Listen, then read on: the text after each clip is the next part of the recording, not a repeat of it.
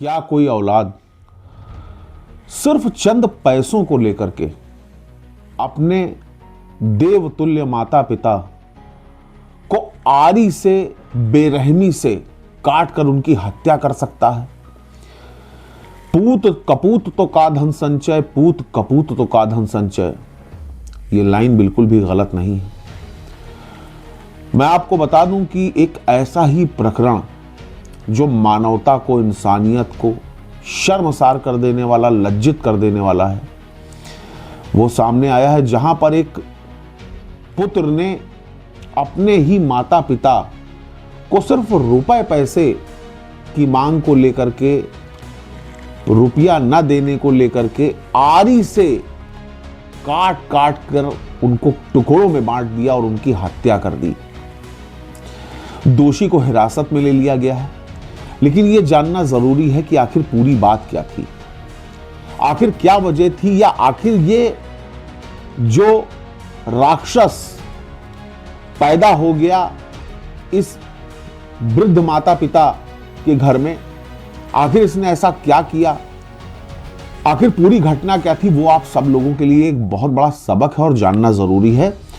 देखिए, मैं आपको बता दूं कि जाफराबाद थाना क्षेत्र के अहमदपुर गांव के निवासी अम्बेश कुमार, जिसकी उम्र 37 साल है, उसने 8 दिसंबर की रात सिलबट्टे से हमला करके अपनी मां बबीता, जिसकी उम्र 60 वर्ष थी, और पिता श्यामलाल, जिसकी उम्र लगभग 62 वर्ष थी, उसकी हत्या कर दी और उसके बाद अपने माता पिता के शरीर को आरी से 3 टुकड़ों में काट डाला।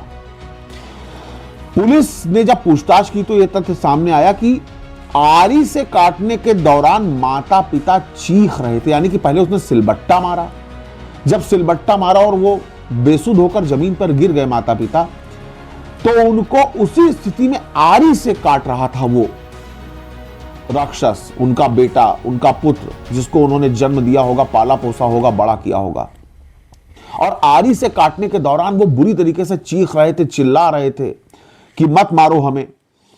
अपनी आंखों के सामने मां बबीता को आरी से काटते हुए देख करके पिता श्यामलाल चीख रहे थे। फिर शवों को टुकड़ों में काट करके प्लास्टिक की 6 बोरियों में भर करके इस व्यक्ति ने सिलाई की। इस मामले की तफ्तीश करते हुए एसपी सिटी आयुष श्रीवास्तव ने बताया कि आरोपी अम्बेश कुमार पहले मां बबीता और फिर रेलवे के सेवानिवृत्त लोको पायलट पिता श्यामलाल पर वार करके उनको आरी से काटकर टुकड़ों में बांटकर बोरी में भर के उनकी जो शव थे उनके टुकड़ों को छिपाकर फरार होने की फिराक में था। इस घटना ने पूरे क्षेत्र को दहला डाला, मानवता को शर्मसार कर दिया, इंसानियत को शर्मसार कर दिया। इस प्रकार की औलाद होने से बेऔलाद होना, ऐसे ही रहना कहीं ज्यादा बेहतर है। देखिए, मैं आप सब लोगों को ये बात सिर्फ इसलिए बता रहा हूं क्योंकि इस बात की तो कोई गारंटी नहीं दी जा सकती कि कोई इंसान क्या करेगा, आज के समय में कौन सी घटना कब कहां होगी, इस बात की कोई गारंटी नहीं। लेकिन अपने बच्चों को सिर्फ महंगे महंगे बड़े बड़े स्कूलों में पढ़ाने से काम नहीं चलेगा।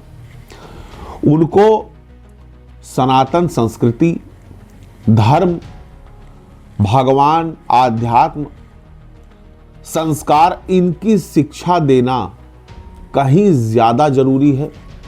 उनको डॉक्टर, इंजीनियर, पायलट, अधिकारी, आईएएस, पीसीएस बनाने से कहीं ज्यादा जरूरी है कि उनको मानवता, इंसानियत, इन सबसे रूबरू कराया जाए, ताकि वो बड़े होकर के कहीं आप के ही दुश्मन ना बन जाएं, कहीं आपके ही साथ ऐसा व्यवहार ना कर बैठें कि आपको अपनी परवरिश पर शर्म आए।